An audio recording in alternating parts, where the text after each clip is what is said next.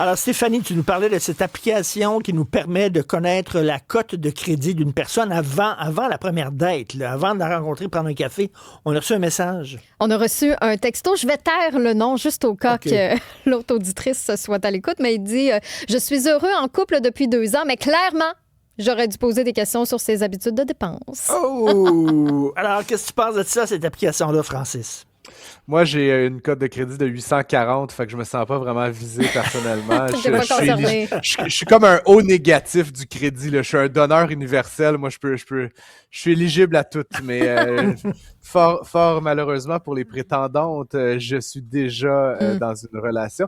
Et c'est intéressant parce que, en fait, vous savez, il y a une théorie qui est plus qu'une théorie, qui est une découverte économique là, assez récente en recherche. Les gens, en anglais, on appelle ça du assortative mating. On se met en couple avec des gens dans notre bracket de revenus et ça survient même si on n'amène pas notre T4 à la première rencontre.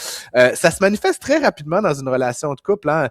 Le choix du resto, comment tu es habillé, quel type de bar ou d'établissement tu fréquentes, tes habitudes culturelles, ton cercle d'amis. Hein? C'est assez rare, là, malgré toutes les fables de princesses et de va-nu-pieds, là, que les gens se retrouvent à travers des classes sociales extrêmement opposées. Au contraire, on a tendance à voir des gens qui se tiennent dans leur niveau socio-économique comparable. Et ce qui est terrible, j'ai envie de dire, Richard, c'est qu'il fut un temps où il y avait dans le ménage une personne qui gagnait le revenu, c'était généralement monsieur, puis bon, madame était à la maison. Bon, ces temps-là sont définitivement révolus. Mais à l'époque, comme t'avais des messieurs qui gagnaient 50 000 puis des messieurs qui gagnaient 100 000, ben coudonc, c'était une bonne différence, mais ce n'était qu'une fois.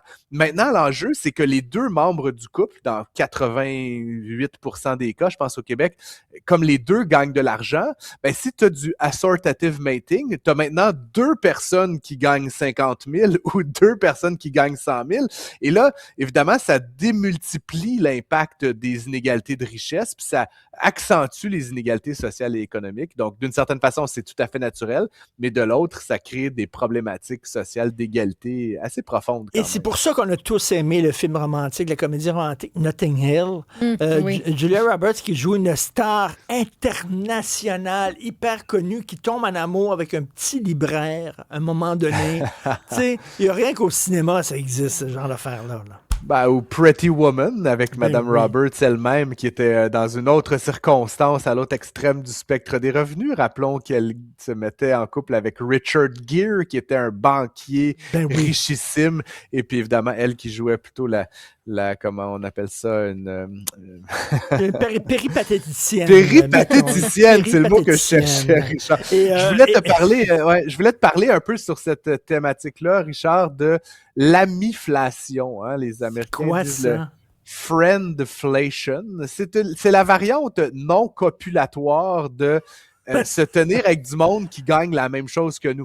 Et on parle beaucoup du prix des maisons, là, de la livre de beurre et tout, mais une chose dont on parle moins, c'est du coût de nos amis.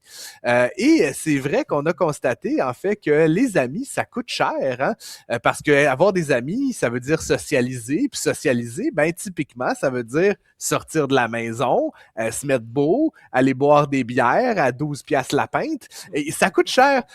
Pire encore, on a tous et toutes un ami qui a décidé de se marier, grand bien lui en face, mais à Cuba ou en Dominique République. Des enfants qui n'ont pas de maudit bon sens que soudainement, pour assister au mariage, il faut que tu claques 3000 piastres. C'est cher avoir des amis, finalement.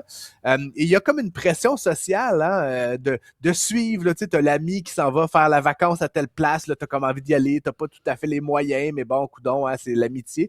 Et donc, il y a plein d'arbitrages qu'on fait comme ça entre accumuler de l'argent, puis être raisonnable avec nos sous et avoir des amis. Donc, la vraie question que j'avais envie de vous poser, c'est est-ce qu'avoir des amis, c'est un bien essentiel ou est-ce que c'est une dépense discrétionnaire? C'est une question que je me pose, là, finalement, assez fondamentalement. Ben là, t'as rien qu'à prendre un ami Facebook, fait que t'es vois jamais, puis ça te coûte rien. puis c'est un ami Facebook. Puis quand il déménage, il t'écœure pas en disant « Viens-tu m'aider là, à transporter des boîtes? » C'est un ami Facebook. Non, mais il peut te demander un virement Interac. La journée internationale des amis Facebook, ça serait pas pire. Puis dans le fond, on pourrait dire que le 16 février, c'est la journée internationale des amis Facebook. Et j'en profiterai pour saluer tous mes amis Facebook qui sont évidemment très nombreux et beaucoup que j'ai jamais rencontrés, ce qui est quand même assez particulier, Richard. C'est des amis qui coûtent pas cher, ceux-là. Ben oui, ça coûte pas cher, ça coûte un abonnement, c'est tout. J'ai un ami qui fait pas mal plus d'argent que moi, tu comprends? Puis quand on va au restaurant, tu sais, des fois, tu sais, il prend des grands vins, puis tout ça, puis des fois, il m'invite, ma blonde et moi. Mais là, tu veux rendre l'appareil. Je veux rendre l'appareil, mais tu sais, je veux dire, je peux pas me payer la bouteille de vin que lui se paye. Là, c'est comme, je vais recevoir la facture, je vais mourir d'une crise cardiaque. Là. Mais bon, c'est ça, des fois, ça peut causer un peu certains petits malaises. Mettons. La vie des gens riches et célèbres, c'est pas facile, Richard. C'est tellement pas facile. Ben, j'ai pas ta cote de crédit, par exemple, absolument pas. Là. Vraiment pas. Je peux dire que moi, j'ai un ami qui gagne plus que moi, puis c'est Richard Martineau. Fait que tu vois, chacun son... Non, je pense pas que je gagne plus que toi. Ça m'étonnerait en maudit. Je donne pas des conférences à Paris, moi, là. Je donne même pas des conférences à Pointe-Saint-Charles. Je vais t'emmener une bonne bouteille de vin, puis on va régler ça autour d'une table, Richard. À demain, Francis. Salut. À demain.